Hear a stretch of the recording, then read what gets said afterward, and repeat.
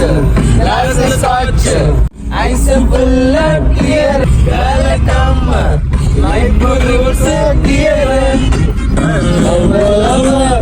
Oh my uncle, oh best of Sheila की जवानी, sexy boy.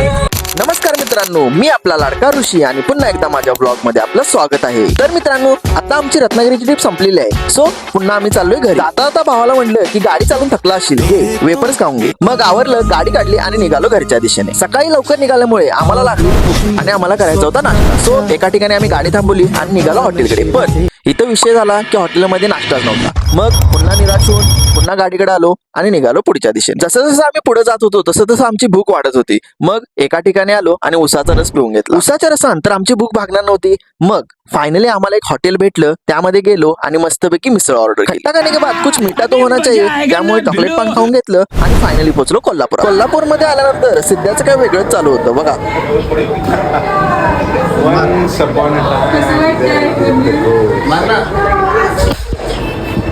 त्यानंतर सिद्धानं मला सीबीएसला सोडलं, भावाला बाय बाय केलो आणि निघालो बस पकडायला. तर मित्रांनो, कसा वाटला आजचा व्हिडिओ? आवडला असेल तर नक्कीच लाईक करा, शेअर करा अँड डू फॉलो.